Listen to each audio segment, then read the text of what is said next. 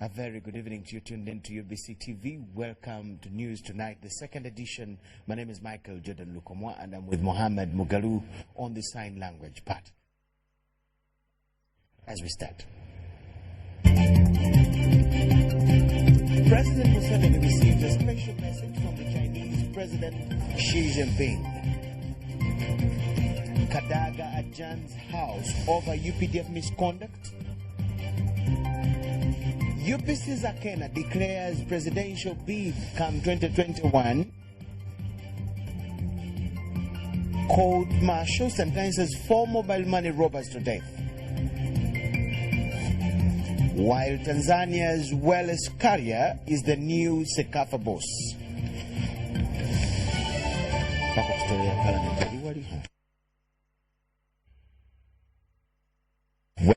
Again, it's News Tonight.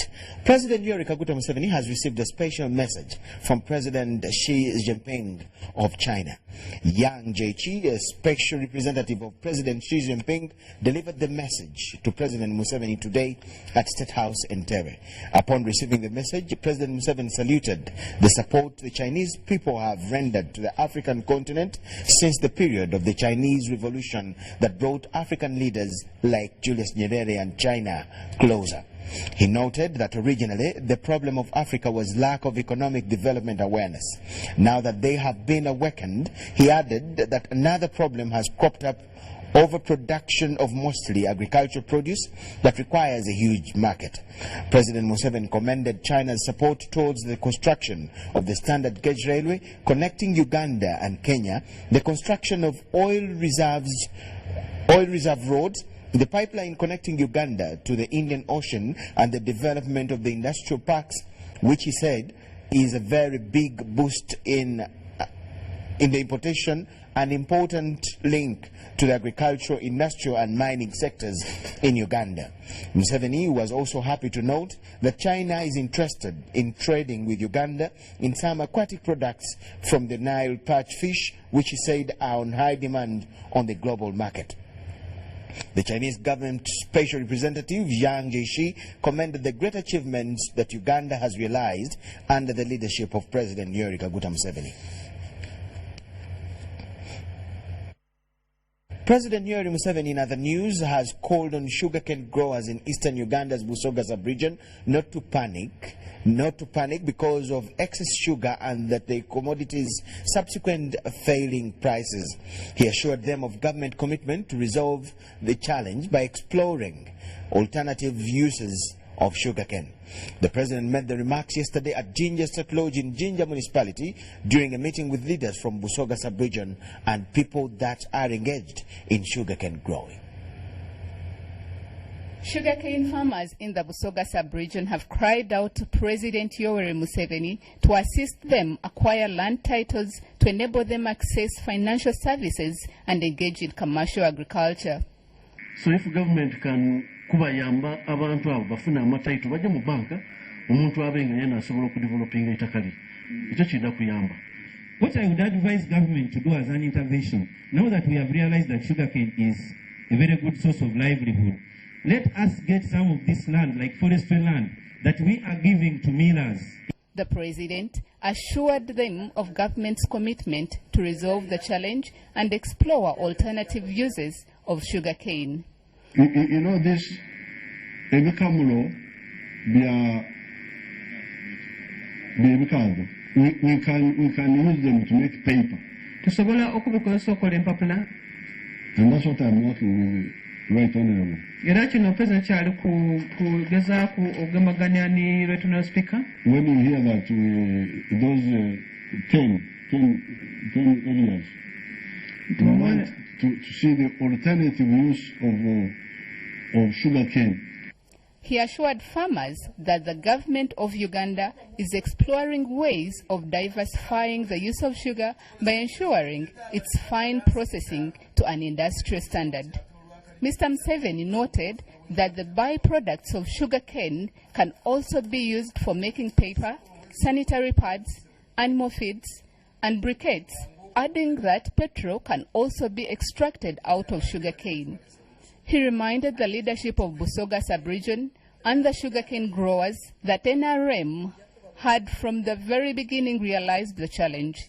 That is why, he said, the movement was totally against sectarianism along tribal and religious leanings and was interested in promoting patriotism and Pan-Africanism.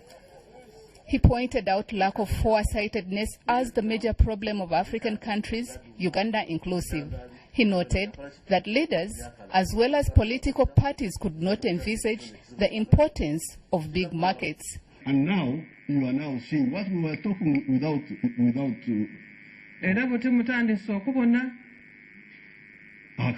He said that NRM knew of the challenge, and that's why the issue of markets was clearly spelled out in number 9 of the NRM's 10-point program.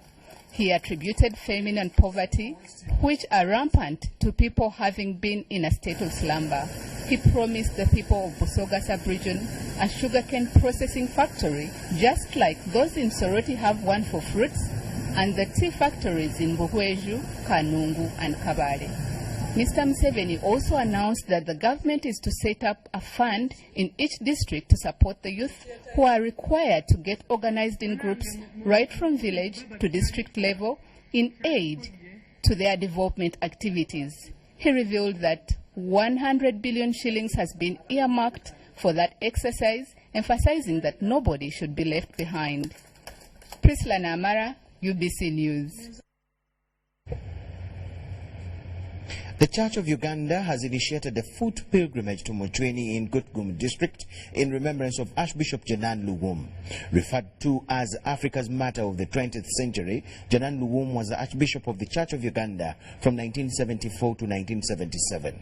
Prime Minister Dr. Ruhakana Rugunda officiated at the foot pilgrimage launch ceremony at Namirembe Cathedral. And may the blessing of God Almighty, the Father, the Son, and the Holy Spirit be with you, the organizing committee, and those who will be working, and the commemoration of God's servant, Janan Luwum, now and forever. Amen. On February 19, 1977, Archbishop Janan Luwum was martyred at Nakasero, Kampala, by the regime of the then President Idi Amin Dada. This foot pilgrimage, led by the Church of Uganda, is meant to evoke spiritual and historical milestones of his martyrdom. This is why we have sent out invitations to all Christian brothers and sisters through Uganda Joint Christian Council. The main purpose and importance of this foot pilgrimage is to evoke the spiritual and historical milestones of the searing martyrdom, grateful remembrance, and thanksgiving for the extraordinary life, martyrdom, and example of Janan Luwum, an opportunity for renewal and deepening of our faith. I want to thank the government of the Republic of Uganda, His Excellency the President, and the Parliament of Uganda for gazetting February 16th as a public holiday for us to celebrate Archbishop Janan Luwum Day and for always supporting its preparations. Prime Minister Dr. Ruhakana Rugunda, who launched the foot pilgrimage, expressed full solidarity and support for the initiative. He spoke highly about the late Archbishop for his spiritual contribution to the liberation struggle. On behalf of the government, to express full solidarity and support to what the church has initiated, what the family has fully supported and have this pilgrimage, starting from the cathedral or from Namirembe, where the Archbishop was staying, and eventually will end up in Mutini. But I wanted to remind Ugandans that His Grace, the Archbishop of Uganda, then was martyred because of resisting dictatorship, tyranny, hatred, and bad governance that existed during that material time. He was a symbol of resistance and therefore a threat to the order of governance of the day. The Prime Minister, accompanied by a host of church leaders and members of Janan Luwum's family, made a symbolic walk from Namirembe Cathedral to Archbishop's Palace to reconstruct the martyrdom story. The pilgrimage will begin on 29 January 2020 at Namirembe and end on February 2020 in Mwichunyi in Kitugum district. Doreen Nasasra reporting for UBC News. In Parliament, the Speaker has adjourned plenary following the absence of the Minister of Defence to respond to the concerns raised by MPs against the conduct of the Uganda People's Defence Forces Fisheries Unit. This follows a complaint raised by Choga County MP Anthony Okello from Amolata, where he reported to the House the UPDF officer who raped a girl. In his submission, MP Okello told the House that Tuesday morning at around 11 a.m., one of the UPDF soldiers in uniform en route to one of the landing sites in the district raped a 16-year-old girl after threatening her life with a gun. The matter was reported to CPS Amolata and the culprit was identified after the DRC's intervention. Okello's submission was followed by similar complaints from legislators accusing the UPDF Fisheries Unit of harassing fishermen and businessmen, especially those who want to recover their cars and motorcycles. Response from the Prime Minister, also leader of government business in Parliament, did not go well in the ears of the overcharged legislators who demanded an account of how far government has gone in disciplining errant UPDF officers on the waters. The Minister of Defence and Veteran Affairs is expected to appear before Parliament tomorrow to respond on the matter. We love our people more than the fish they are talking about, and because they have gone there to work for the... Madam Speaker. Order. Madam Speaker. So that we can rescue our people, we move out. Proposal, Madam Speaker. Thank you so much, Right Honourable Speaker. Right Honourable Speaker, I have patiently listened. But while I listened to my colleagues, members of Parliament, I also watched the Prime Minister. You look at his demeanour and you say he's also helpless. Why should we make Ugandans to die because of fish? We have talked and talked and talked. Because with me I'm siding as a member from the fishing community, there is no need for us to continue being in the house when our people are being tortured. Now that the Prime Minister is also can't do much, that we have had got reports, we have made recommendations, and we have been ignored. That has been punishing people and taking the money from the people. The one who has just raped the lady from Amolatar. It is not also right for me that we say all the entire UPDF are bad. Order. There are individuals in the UPDF that must be punished. Order. Thank you. Order. Honour members, I think it is clear that this House is dissatisfied with the violation of human rights meted at the people of Uganda by the Uganda Defence Forces. This House is dissatisfied by the lack of action by the government, despite resolutions, despite reports, despite meetings. So on that note, I suspend this House, and the Minister of Defence is required to be here tomorrow at 10. We shall not do any other business until he has given an explanation about what is happening. So the House adjourned to tomorrow at 10. If the Minister of Defense doesn't come, no work. Yes. The outgoing Minister for Works and Transport, that is Monica Azuba Ntege, has requested her predecessor, General Edward Katumba Wamala, to embark on improving the inland water transport, which poses serious challenges. Speaking at the handover ceremony of office to General Katumba, Azuba was proud to mention a number of achievements during her tenure, which include the purchase of bombardiers, ensuring all districts receive road equipment, and the improvement of the ministry's budget. She thanked the President for the opportunity to serve in the position she has held for 3 years and a half. The incoming Minister for Works and Transport, General Katumba Wamala, pledged commitment to ensuring that the transport sector improves in the country.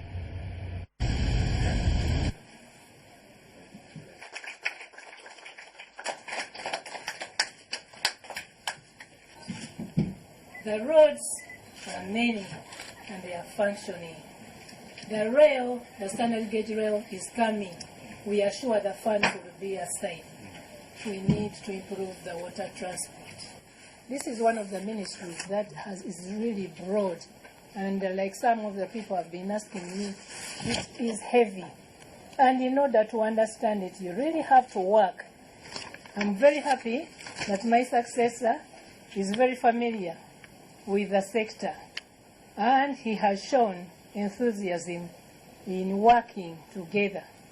For those of you, especially those I've been interacting with, and I think everybody in the ministry knows that my leadership style was the one, open door policy, number 2, working as a team. You are leaving us and leaving me midway the stream. I hope I'll be able to swim across. And I've no doubt that the team you have built here, the team you are leaving behind, definitely will not allow this ministry to sink. To go with everybody in the team, so long as we are all ready to deliver.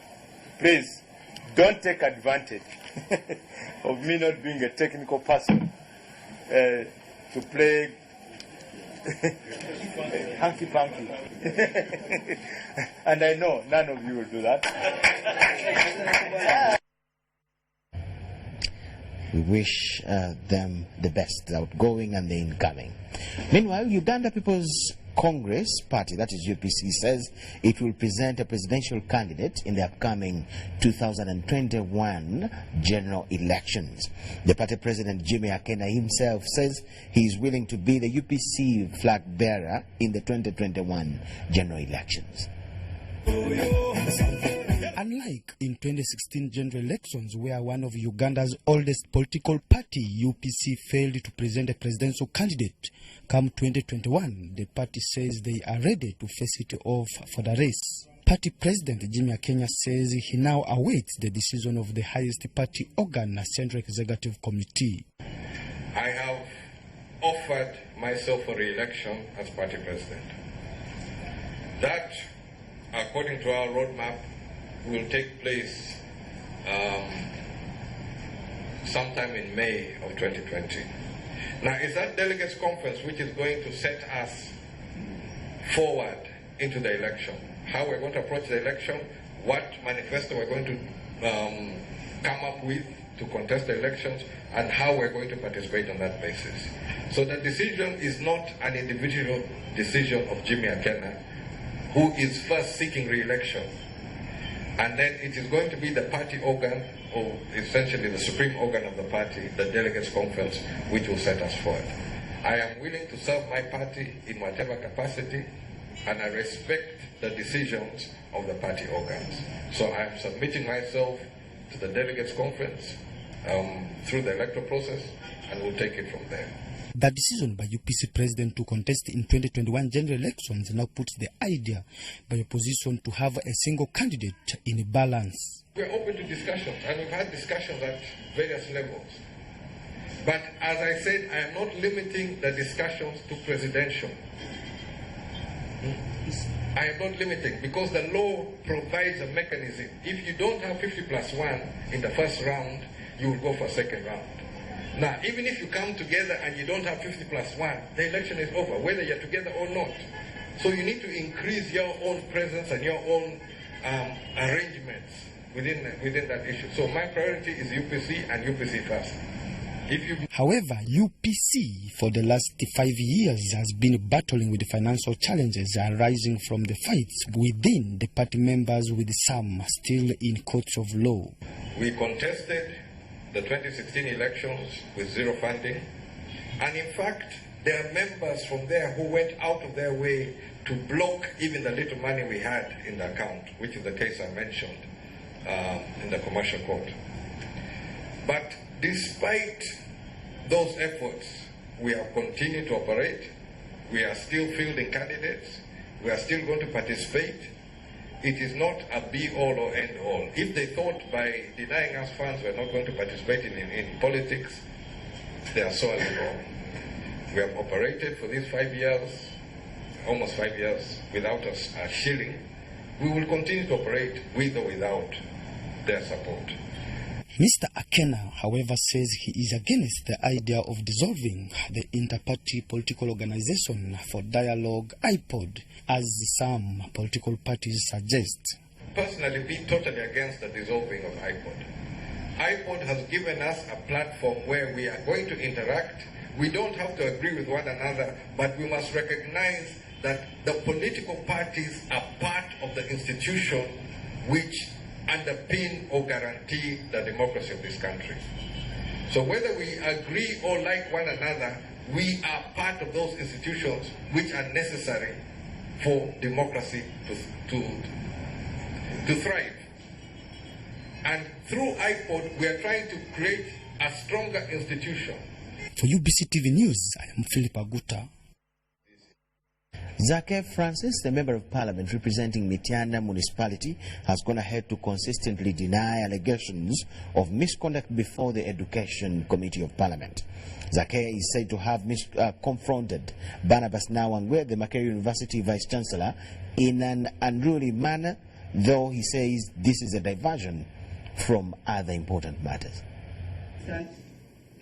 Mityana Municipality Member of Parliament has appeared before the Rules and Disciplinary Committee to help in the investigations to ascertain circumstances that led to his misconduct. The Member of Parliament in question is on the spot for allegedly using unlawful measures to relay his concerns to Barnabas Nawangwe, the Vice-Chancellor Makerere University, before the Education Committee over Makerere University strike. Zake denies confronting Makerere University Vice-Chancellor Professor Nawangwe. I was just gesturing, and even when I speak, even right now as I'm speaking, there's no way, Mr. Chair, I want to put this categorically here that I did not even point. I was just gesturing, like how I'm doing like this. Zake, however, presented more allegations in which the committee picked interest, among which include persistent threats to his life. One of the callers in verbatim, he told me that you leave Professor Nawangwe, all else you are a dead dog. I did not report this threat, Mr. Chair, anywhere because I am already in my second life. The same applies to the phone calls that you say you've received. You personally say you've taken no action about it. So I don't know why you want the committee to even take note of that. Nawangwe, on the other hand, had informed the Rules Committee that he felt threatened by the way the young man confronted him. According to Zake, Nawangwe's smile and what he calls indirect threats were irritatingly provocative. Work out the governance issue in Makerere University, but not to indirectly threaten me when you're smiling.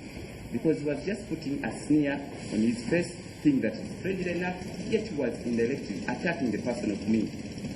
So I felt I was troubled. I thought maybe there is something he wants to do to me. This is Zake's last appearance before the Rules Committee, and the committee is in the process of filing a report over the matter. Ivan Kahwa, UBC News at Parliament.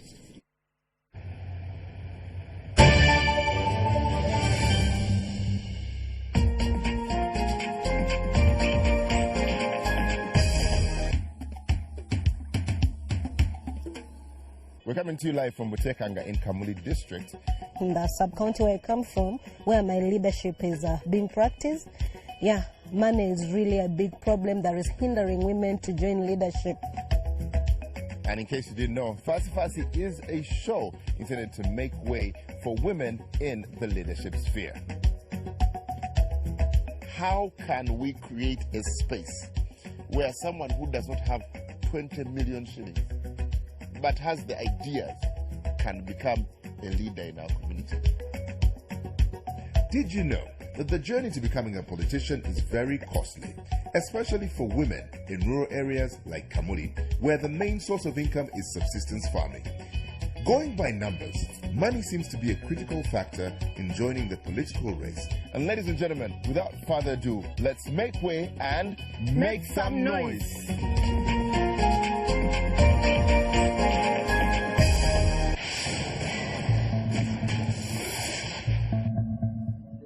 Hi, I'm DJ Drogba. On average, almost 250,000 people die on the road in Africa each year. As a proud African, this breaks my heart knowing that so many deaths could have been avoided. So when you're on the road, follow these safe steps and help save lives. Make sure you stick to speed limits. They're there to protect you and others. Slow down at high-risk areas like junctions, sharp turns, and before traffic lights. And watch out for pedestrians, cyclists, and animals. To avoid collisions, keep a safe distance. And remember the 3-second rule. Pick out an object and count to 3. If you pass the object before the count of 3, you're far too close.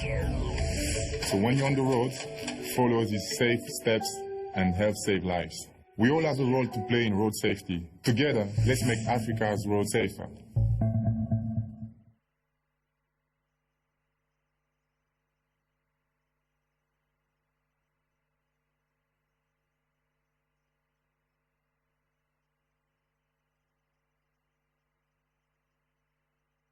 Hello, Uganda!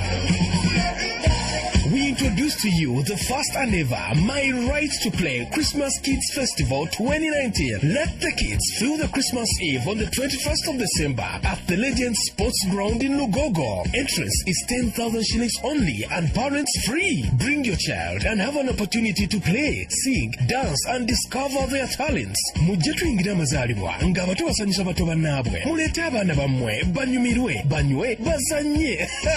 Kino kigenda kubeera kijjabe. Proudly sponsored by Legend Sports Ground, UBC TV, Star TV, U24 TV, Star FM, Magic 100 FM, UBC Butebo, Marketing, UMC Victoria Hospital, and Ideas Workshop. Bw'oyagala omwana okuyimba kuba ku ssimu eno.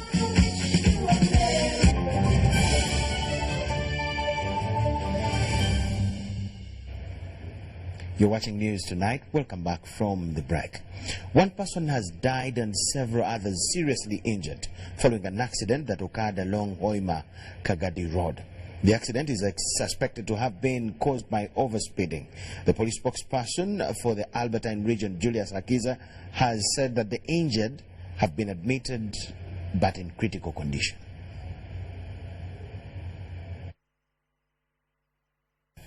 Several people have been seriously injured in an accident when 2 trucks were involved in a head-on collision along the Hoima-Kagadi Road. A Fuso truck, registration number UBA 911C, loaded with matoke, collided with a canter truck which was moving in the opposite direction. Both vehicles veered off the road during the accident that happened last night. The driver of the Fuso truck vanished and the injured have been taken to Hoima Regional Referral Hospital. Abubeka, one of the survivors, said the vehicle was overspeeding and the driver lost control.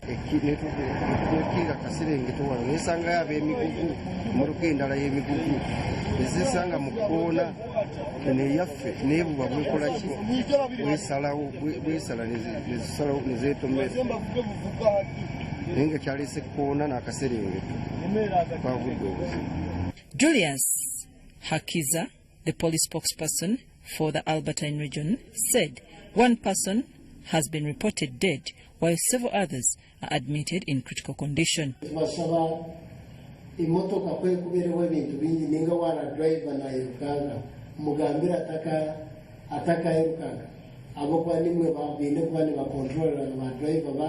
One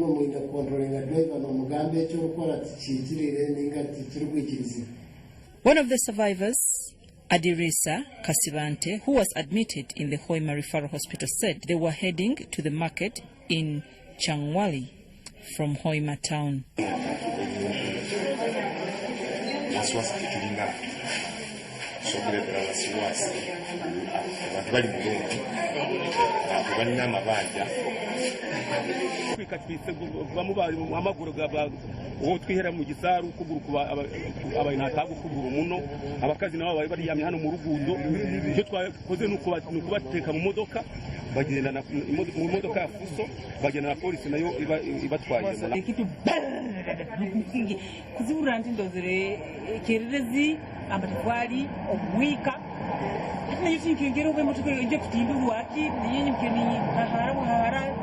I'm Nafka Farida reporting. The General Court Martial in Machinde has sentenced 4 convicts of murder and aggravated robbery to death. The 4 were involved in a gruesome murder of Nalwada Harriet and Nakabobi Maureen, who were mobile money operators in Zana along Entebbe Road. The chairman, Lieutenant General Andrew Guti, based on the evidence produced by prosecution from 16 witnesses and the gravity of the offences, has committed to pass his judgment. Those sentenced to death in the court-martial include Private Anani Chan Bob, Private Dennis Mwangusho, Murunda Stanley, and Intale Issa. Each of you is hereby sentenced to death by hanging for the murder of Nalwada Harriet, contrary to Section 188 and 189 of the Penal Code Act Cap 120. 2. The sentence on the rest of the 2 counts are suspended. The Chairman, General Court Martial, Lieutenant General Andrew Guti, based on the manner and the gravity of the offences, together with evidence produced among others. That the offences the convicts were convicted of carry a maximum sentence of death on each count. That Nalwada Harriet died at a young age, and the former left 2 children that are now helpless. This rather pleased the relatives of the deceased, who however pleaded to the President to fulfill his promise of caretaking for the families of the deceased. Era nebaza Katonda yanesaba President Museveni nga bwe yali atusuubiza okujja bwe yagezana ng'embeera yakagwawo netusinga ne bwana tetuliiwo nga tuli mu kyalo mu kuziika n'agamba okudda otulaba naye tubadde tetumulabanga gye bagusazeemu n'enjogera gye boogeddemu nti bagenda kubateeka kalabba baakuteeka mu miguwa kye kituufu kuba bwe nsuubira bwe bajja nga bakikola ku bantu ab'enjawulo ne bakikola abantu ab'enjawulo abali mu 10 oba 2 obutemu obwo busobola okuggwawo. According to the prosecution, the 4 convicts, Private Anani Chan Bob, Private Dennis Mwangusho, Murunda Stanwan and Intale Issa, on 10th June 2019, killed Harriet Narada and Maureen Nakabobi, who are mobile money operators in Zana around Entebbe Road, and stole 6.8 million. The convicts were on Wednesday morning found guilty on counts of murder and aggravated robbery, basing on prosecution evidence from 16 witnesses, contrary to Section 188 and 189 in the Penal Code Act Cap 120. I'm Namamode Deborah, UBC. Kampala, effective January next year, Kampala Capital City Authority is to put in place a smart permit system where all architects are to submit building plans, all 9. While speaking on the achievements of 2019, the Acting Executive Director, KCCA, Engineer Andrew Chitaka, said that this will help eliminate contact and corruption. It has been successful. For his 1 year in office, the Acting Executive Director, KCCA Engineer Andrew Chitaka, has seen the authority improve on its infrastructure sector. The year 2019 has seen a number of signature road projects embarked on, including the Kulambiro Ring Road, Nakawantinda, Acacia, Kabusu, Bunamwaya Lweza, and Lukuli Road. This improvement in infrastructure is meant to change the dynamics of the traffic around the city. KCCA, with the support of development partners, has lined up a number of signature projects to be worked on, like the 300 kilometers roads across the city to be rehabilitated and upgraded. These projects will be implemented together with the flyovers.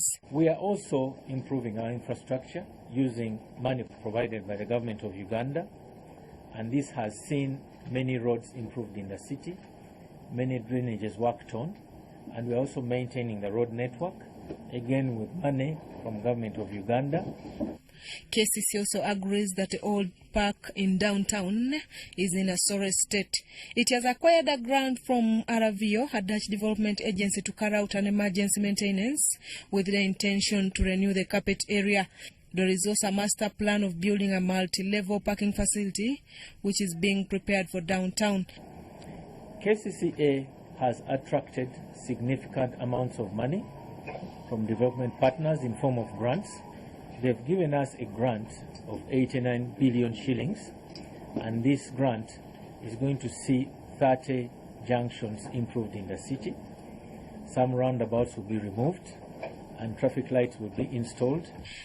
Nonetheless, there are also plans to improve the sanitation around the city with the support from Bill and Melinda Gates.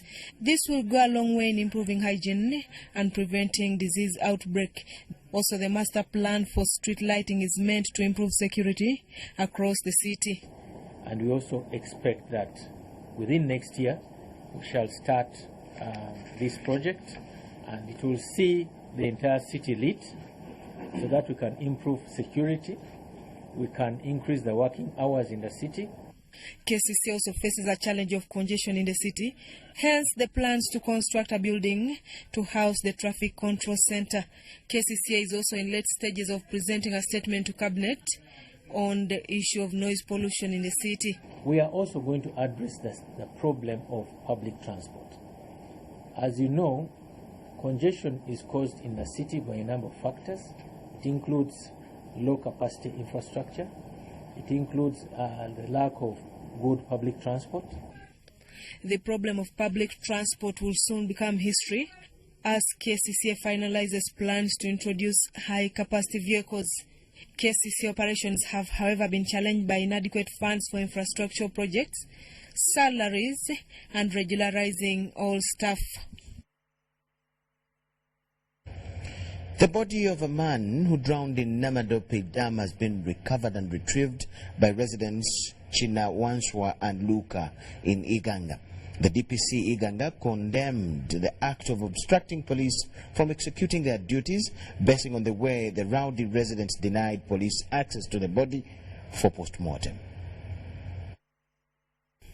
Residents of Chinawanswa village in Bulamaji sub-county, with help of their colleagues from Luuka, have retrieved the body of Sam Talitwara, 25, who drowned in Namadope Dam yesterday.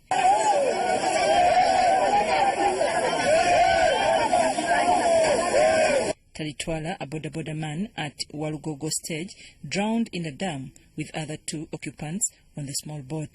They were trying to sail from Iganga to Luka side of the bridge, which was earlier blocked by local authorities after being damaged by the floods. The body was seen by local fishermen at 2 p.m., who started a search immediately. However, the angry locals, led by LC1 chairperson Amuza Mwanika, refused to hand over the body to police to be taken to hospital for post-mortem, accusing them of not helping them in retrieving process.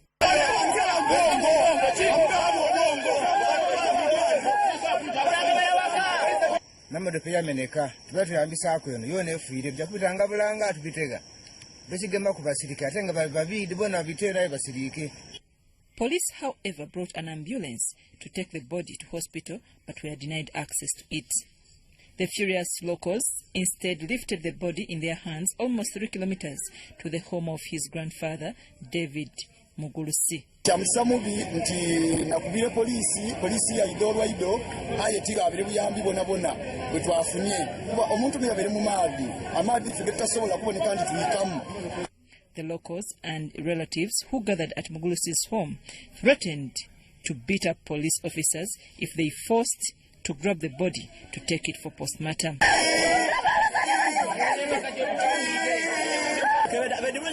afire maadi so ambulance otwala omuntu tetulikiikiriza agenda mpuliriza buyambi oluguudo lwa gavumenti kayenda poliisi ezekyetuyamba eveewo. Muguru's appreciated locals for helping them to retrieve the body of his grandson from the water, expressing disappointment with police.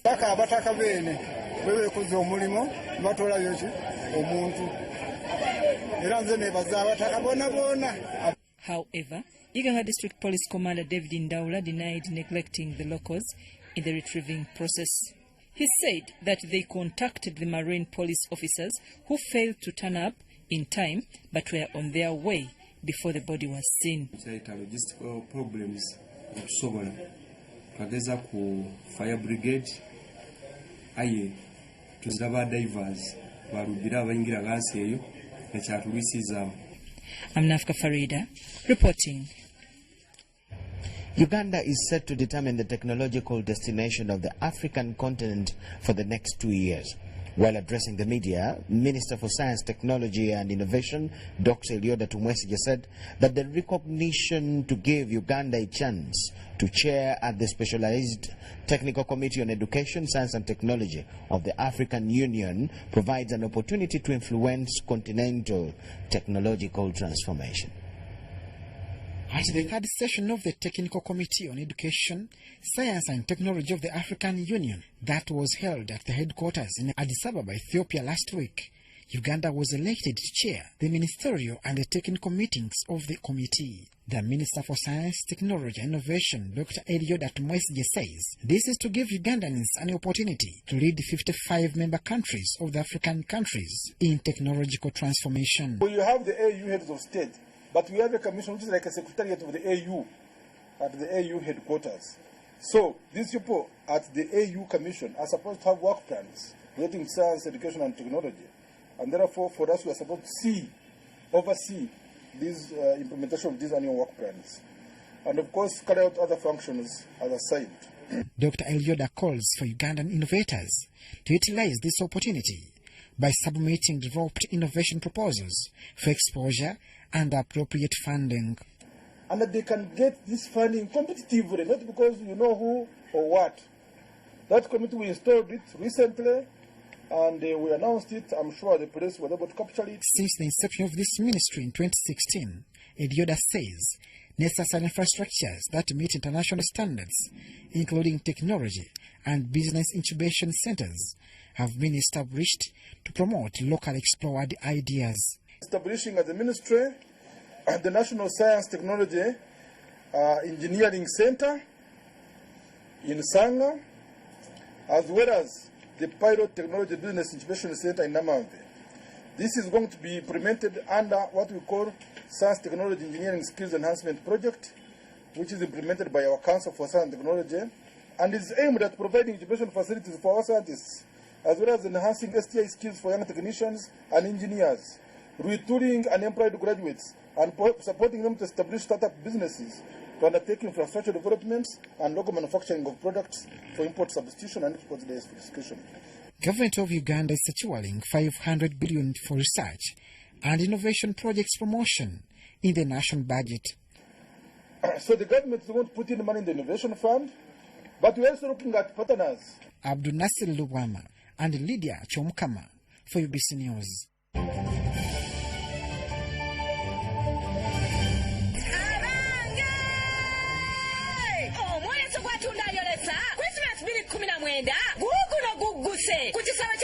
Primary school jangu wekwata ekifo kyo amangu ddala wanaatundira ebyamaguzi ebyo ate ono omugattako gw'ekibuga Kampala ng'ennaku z'omwezi 19 Desemba okutuusa nga 23 Desemba guwagiddwa UBC TV, Pepsi Cola, Bella Wine nabanguka mbyefuna ku Star TV emunyenye y'eggwanga.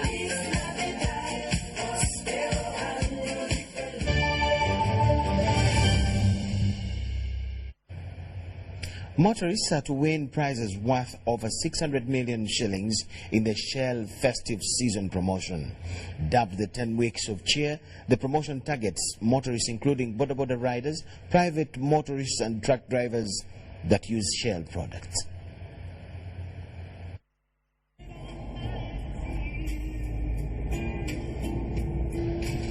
On a weekly basis, we're going to be rewarding 420 motorists with 50,000 worth of fuel and 420 riders with 15,000 worth of fuel on a weekly. When you spread that out, it comes up to 4,200 motorists with the 50,000 worth of fuel over the 10 weeks and 4,200 riders with 15,000 worth of fuel over the 10 weeks period.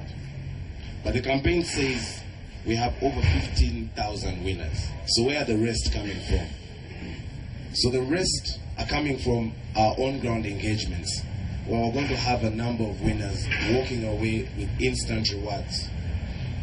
And most of these on-ground engagements are going, of course, to our taxi parks, to our rider stages, because we want to engage these particular segments as well in a much more special way.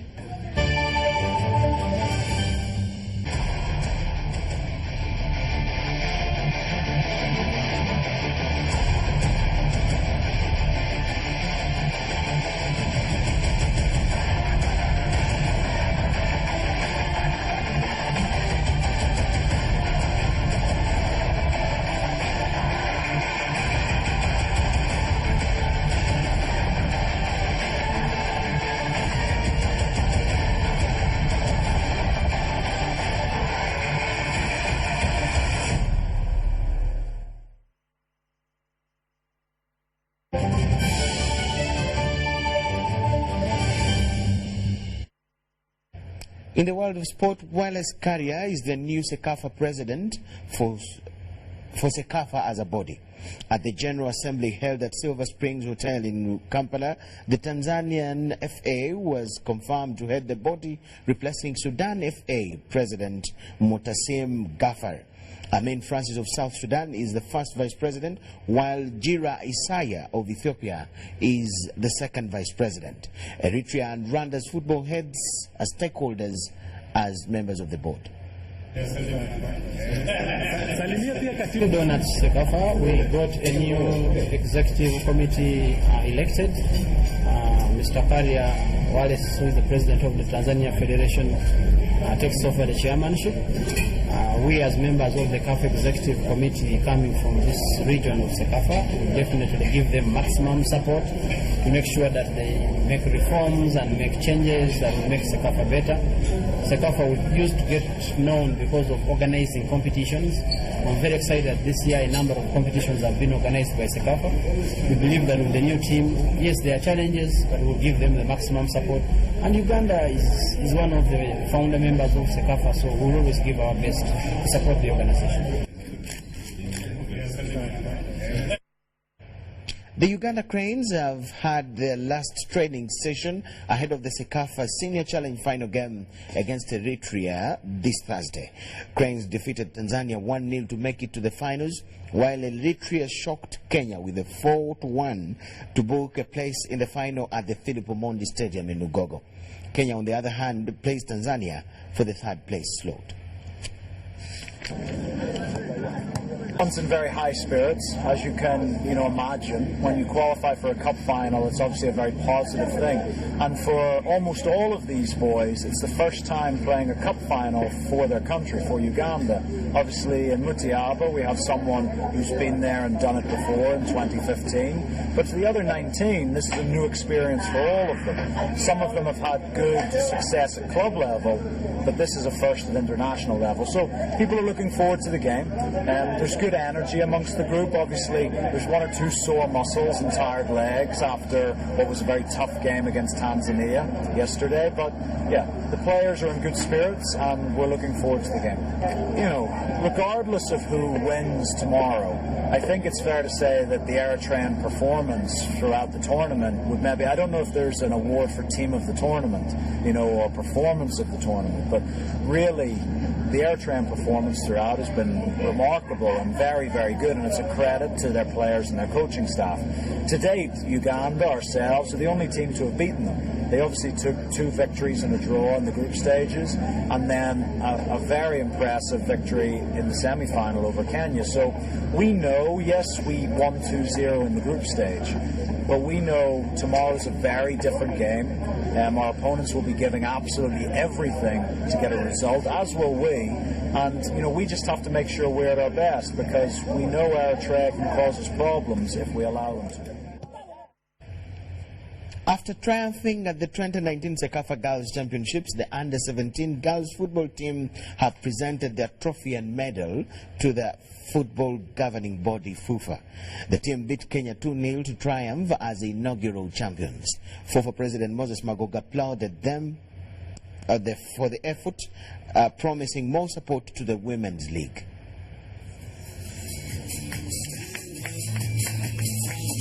Here today, double champions. I'll call you double champions, both Sekafa and COSAFA. For the under-17, we have the senior team that played in the World Cup qualifiers and Olympic qualifiers, which also played in Sekafa in Tanzania. And we have the league, which is also going on. And we have the regional league. We believe that this has given more girls an opportunity to play, and therefore discover a lot more talent, so that the best Ugandans can represent us at the national team. For us, that was the strategy. It did not invite a lot of friends for us, but we thought was the best way to go. To emphasize the point, we have been very, very strong advocate of women football. And where do you get it from? Is that when you have an opportunity that the president owns a football club for women football, and I'm the highest decision maker in the organization, then it's a moment that we must utilize and make sure that whoever gets an opportunity to play, whoever gets an opportunity to perform a duty as far as women football is concerned, should work very hard. And day 3 of the National Boxing Challenges in Nigeria, ahead of the Olympic qualifiers due February next year in Senegal. Over 78 bouts were played today in the category of light flyweight, 2 minutes per bout, through 3 rounds each. The fights are in a knockout format, with the most excelling boxers earning themselves a straight ticket for the qualification bouts in Dakar. Barigo Simon, Uganda Boxing Federation General Secretary, is impressed with the kind of skills the young boxers are exhibiting ahead of the challenge.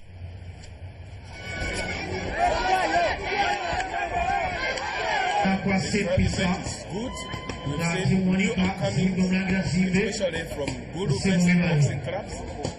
They are doing wonderfully. I think this time round we shall have a blend of up-country clubs on the national team, and that is the real intention of National Council of Sports and the real wish of Ugandans.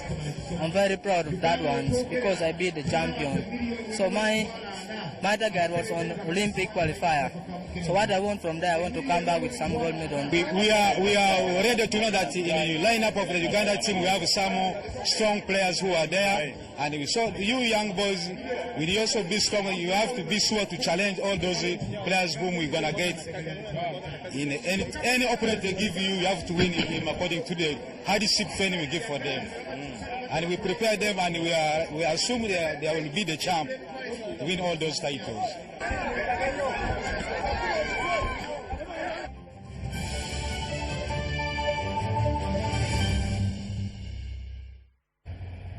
Yes, that's what we had for you this evening.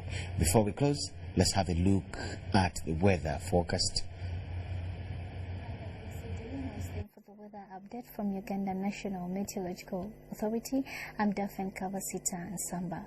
We are seeing a reduction in most parts of Uganda, but then I'm yet to explain why. Most parts of Uganda today we had sunny conditions both in the morning and also in the afternoon, though some areas had cloudy conditions, with some areas having isolated showers. According to the report that we received today, Bududa reported the highest amount of rainfall of 19.2 millimeters. Kampala we had 6.0 millimeters. Checking with the satellite image over Africa, it shows that the rain belt has continued to shift southwards away from our country. That's where we are receiving a reduction of rainfall. Tomorrow we are expecting to start the day with sunny intervals in most parts of the country, apart from some few areas around Lake Victoria, where we're expecting isolated showers. Later in the afternoon, we're expecting sunny intervals in the northern part of Uganda, but then other parts of the country like southern and western part of Uganda, we are expecting cloudy conditions with a mixture of isolated showers. Temperatures expected to rise to 30 degrees Celsius in the northern part of Uganda.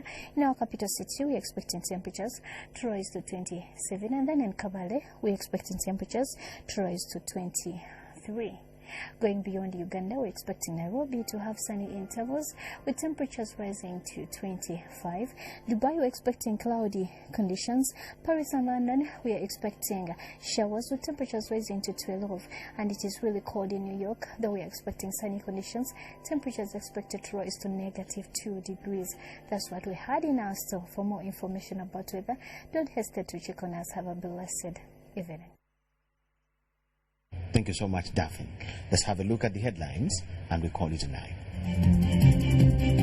President Kaguta Museveni has received a special message from the Chinese President Xi Jinping. Speaker Kadaga has adjourned the House over UPDF misconduct. UBC's Akena declares presidential bid come 2021. Court martial has sentenced 4 mobile money robbers to death, while Tanzania's Wallace Karia in the world of sport is the new CECAFA president. We thank you so much for watching News Tonight. My name is Michael Jordan Lukoma with Muhammad Mugalu and the whole team here. We wish you the best of the night. Keep it UBC TV. Bye-bye.